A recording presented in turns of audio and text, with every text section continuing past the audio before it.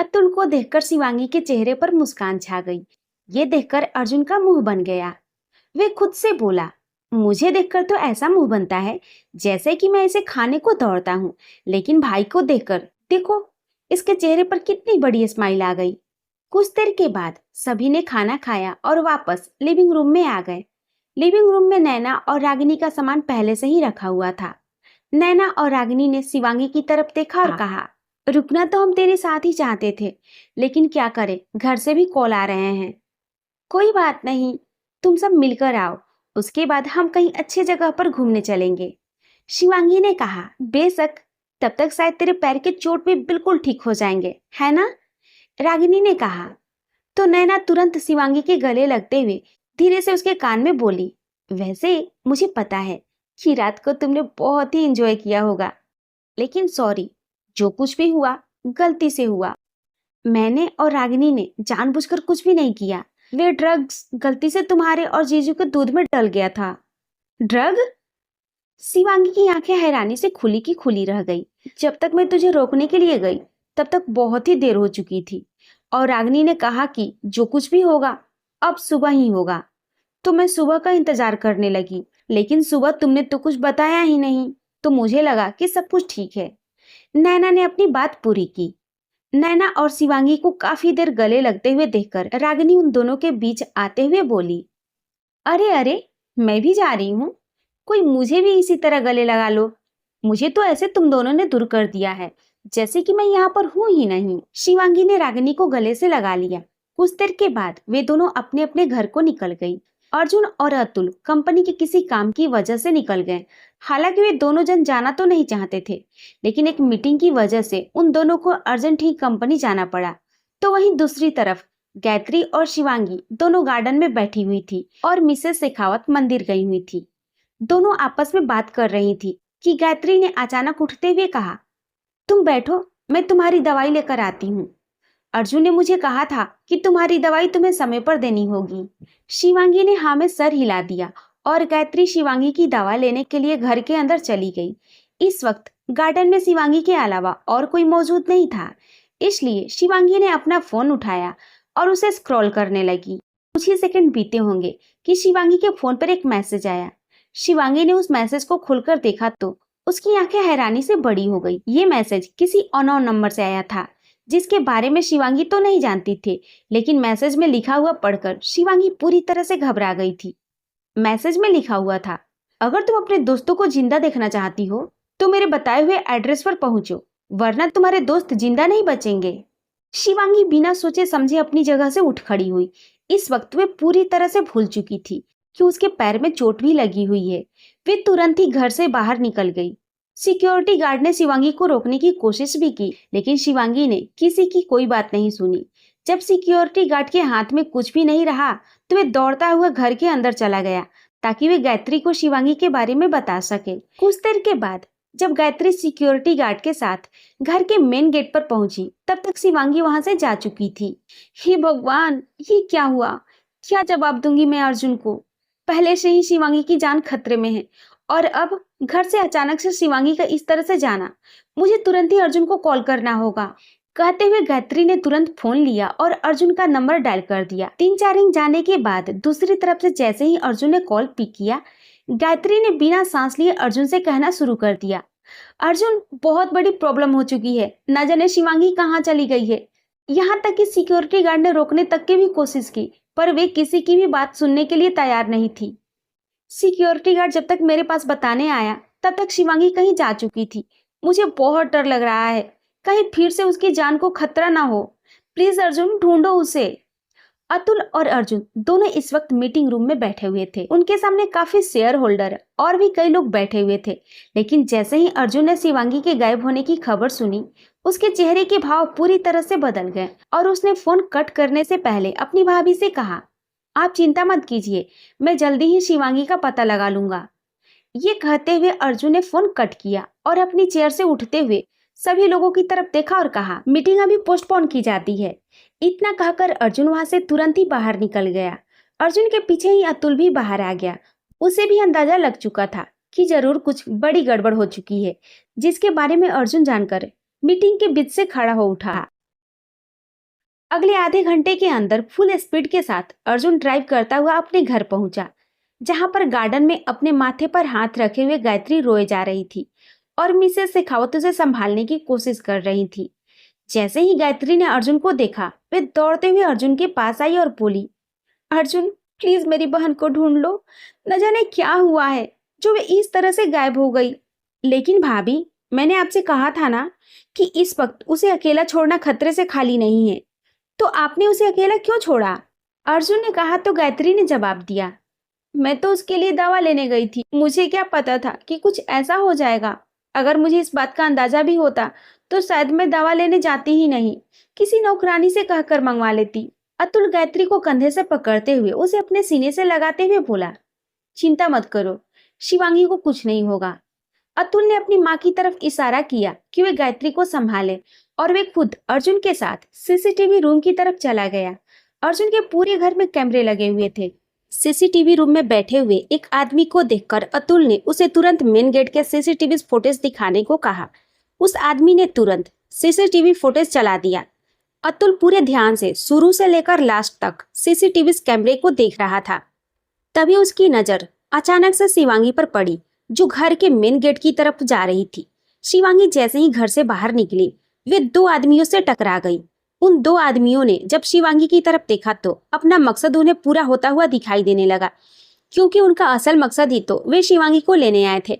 लेकिन अब उन्हें शिवांगी बिना किसी मेहनत के जो मिल गई थी, लेकिन उन्हें अंदाजा तक नहीं था कि उनकी ये मेहनत बची थी तो सिर्फ और सिर्फ किसी और की मेहनत की वजह से।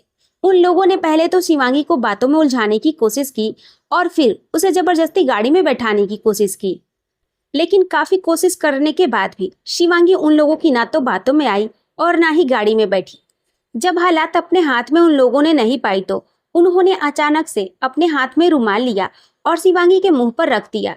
कुछ ही सेकंड के अंदर शिवांगी वहीं बेहोश होकर जमीन पर गिरने वाली थी कि उन लोगों ने उसे उठाकर गाड़ी में बैठा दिया। अतुल और अर्जुन ने पूरे ध्यान से उस वीडियो को देखा। अर्जुन ने वहां बैठे हुए आदमी से कहा, इस वीडियो को कुछ पीछे करो, मैं देखना चाहता हूँ कि आखिर शिवांगी का इस तरह से घर से बाहर जाने का क्या मतलब था। वे ऐसे तो घर से बाहर नहीं जाएगी ना, जब तक कि उसे कुछ जरूरी काम न पड़ जाए। वहां बैठे आदमी ने जल्दी से अर्जुन के कहे मुताबिक वीडियो को पीछे किया और शिवांगी पर फोकस किया। जैसे जैसे वीडियो अर्जुन देख रहा था, अर्जुन के चेहरे के भाव धीरे धीरे करके पूरी तरीके से बदल रहे थे। जैसे ही वीडियो खत्म हुई, अर्जुन ने अतुल की तरफ देखते हुए कहा, भाई, शिवांगी को जानबूझकर घर से बाहर लाने के लिए मजबूर किया गया है। उसे कुछ ऐसा कहा गया है जिसकी वजह से शिवांगी बाहर जाने के लिए मजबूर हो गई है। लेकिन ऐसा क्या होगा? अतुल बोला, उसकी कमजोरी भाई। क्या मतलब? अर्जुन की बात सुनकर अतुल उसकी तरफ हैरान भरी नजरों से देखने लगा। शिवांगी की याददाश्त जा चुकी है भाई, और शिवांगी वही लड़की है जिससे मैं प्यार करता था, लेकिन उसे मेरे बारे में कुछ भी याद नहीं है और हमारे बीच जो कुछ भी हुआ, जो भी दूरियां आई, कुछ भी याद नहीं है उसे। ये सब किसी ऐसे इंसान ने किया है जो हम लोगों को एक साथ नहीं देख सकता और उसे अब हमारे एक साथ होने के बारे में पता चल चुका है। शायद इसी वजह से उसने जानबूझकर फिर से शिवांगी को किडनैप किया है, ताकि वे फिर से अपना सालों पहले खेला हुआ खेल खेल सके। लेकिन कमजोरी क्या है उसकी? अतुल ने पूछा तो अर्जुन ने कहा, नैना और रागिनी, सिर्फ वही दो लोग हैं जो उसकी कमजोरी हैं, क्योंकि शिवांगी उन दोनों के अलावा और किसी पर भरोसा नहीं करती और ना ही उन दोनों के अलावा वे किसी पर डिपेंड रहती है। मुझे पूरा विश्वास है कि शिवांगी को किडनैप करने के लिए नैना और रागिनी का ही सहारा लिया गया है। तो फिर तुम खड़े खड़े क्या कर रहे हो? जल्दी से जल्दी नैना और रागिनी को कॉल करके पूछो कि वे लोग ठीक तो है ना? कहीं ऐसा तो नहीं कि सच में उन लोगों को भी किडनैप किया गया है? अतुल ने कहा तो नैना और रागिनी के बारे में जानने के लिए अर्जुन ने तुरंत उन दोनों को कॉल कर दिया। अगले ही पल उसे पता चला कि उन दोनों के साथ तो कुछ हुआ ही नहीं, वे तो मजे से अपने घर पर अपनी फैमिली मेंबर के साथ मौजूद है। जब अर्जुन को पता चला कि उन दोनों को कुछ नहीं हुआ है, तो अर्जुन ने उन दोनों को शिवांगी के किडनैपिंग के बारे में कुछ नहीं बताया। वे नहीं चाहता था कि उन दोनों को शिवांगी के बारे में चिंता हो। आखिरकार बड़ी ही मुश्किल से उन दोनों ने उस पर विश्वास किया था और वे उन दोनों का विश्वास तोड़ना नहीं चाहता था। तो वहीं दूसरी तरफ गाड़ी में बेहोश हुई शिवांगी ने धीरे धीरे अपनी आंखें खोलनी शुरू कर दी। शिवांगी ने अपनी आंखें खोली और गाड़ी के शीशे से बाहर देखने लगी। वे रास्ता बिल्कुल सुनसान था। दूर दूर तक सिर्फ पेड़ ही पेड़ दिखाई दे रहे थे। उसके अलावा वहां पर कोई नहीं था। शिवांगी अपने आप को इस अनजान जगह पर देखकर हैरान रह गई। शिवांगी ने अपने सामने ड्राइविंग करते हुए लोगों की तरफ देखा और सवाल किया, कौन हो तुम लोग और कहाँ लेकर जा रहे हो मुझे? जब उन लोगों ने देखा कि शिवांगी को होश आ चुका है तो वे मुस्कुराते हुए बोले, अरे वाह, इस छोकरी को तो होश आ गया। चलो अच्छा है, अब हमारे बॉस को हमारी तारीफ करने से कोई नहीं रोक सकता और साथ ही साथ हमें एक अच्छा सा इनाम भी मिलेगा।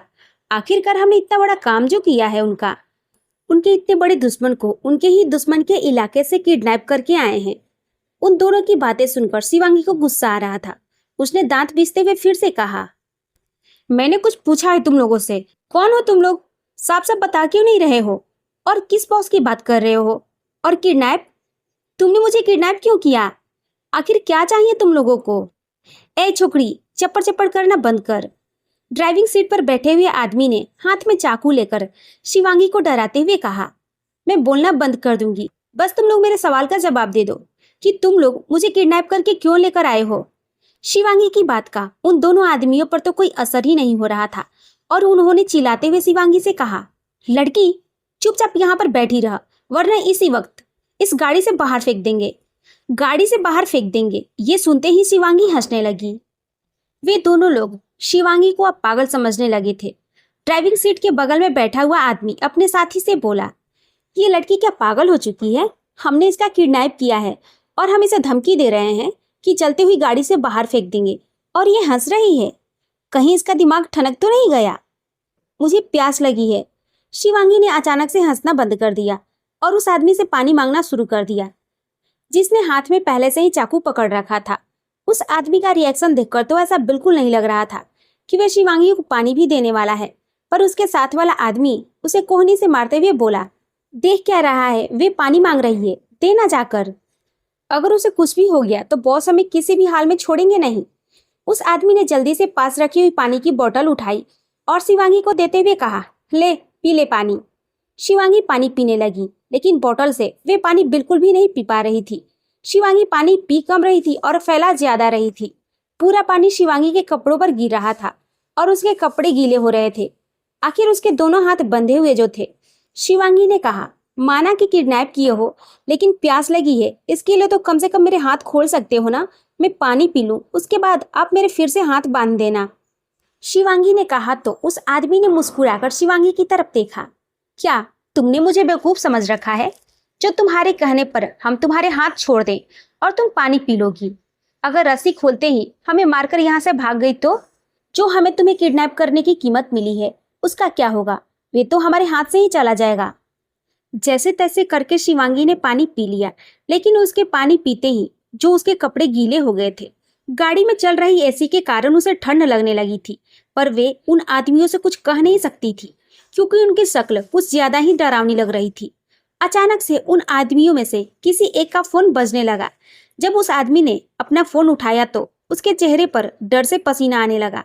जल्दी से फोन कट किया और दूसरे आदमी की तरफ देखने लगा। उस आदमी ने भी उसकी शक्ल देखी तो पूछा, क्या हुआ, किसका कॉल था? बॉस का फोन था। उन लोगों को हमारे बारे में पता चल चुका है, हमें किसी भी हाल में जल्दी से जल्दी निकलना होगा। उन लोगों को हमारे बारे में कैसे पता चल सकता है?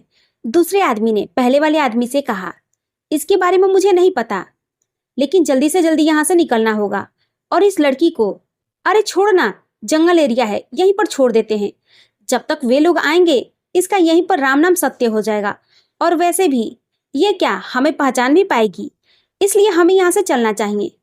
हम अगर इसके पति के हाथ लगे तो जिंदा नहीं बचेंगे।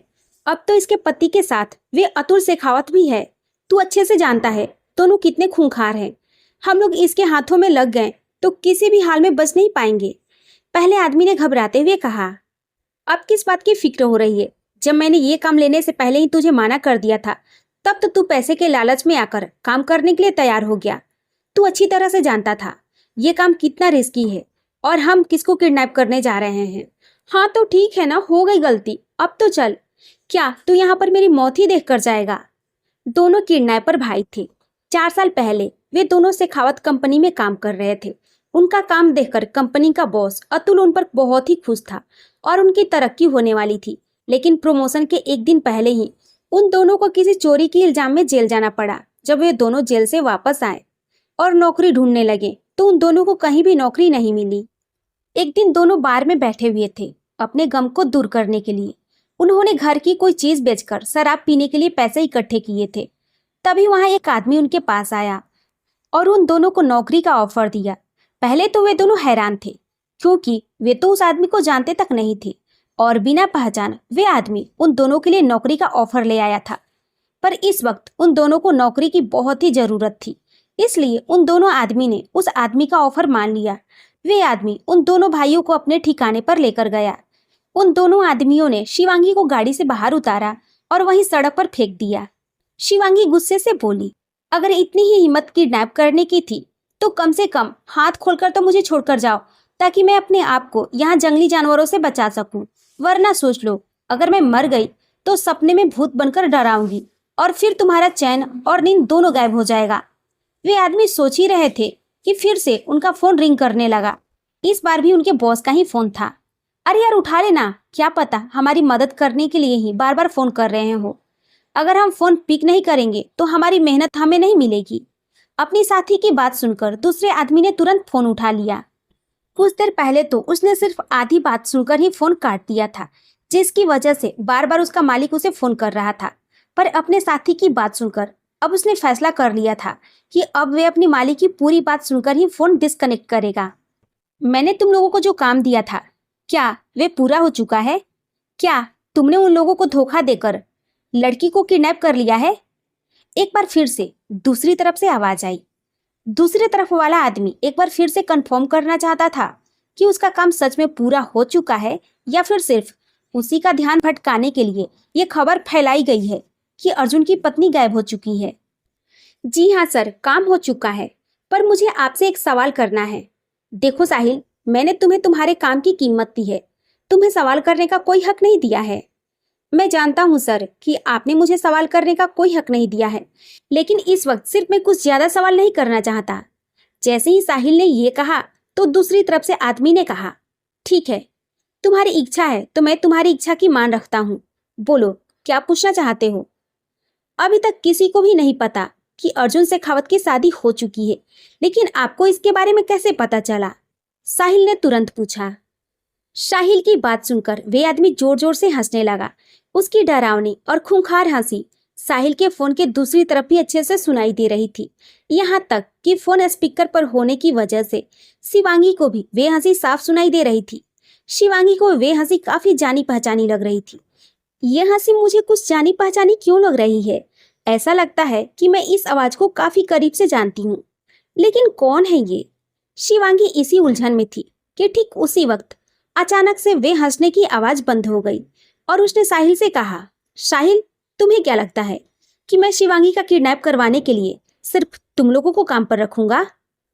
मेरे और भी कई लोग हैं जो 24 घंटे उस पर नजर रखते हैं, जो मुझे पल पल की खबर बताते हैं, जिसकी वजह से मुझे पता है कि अर्जुन शेखावत की शादी हुई है और उसकी शादी किसके साथ हुई है वे भी पता है।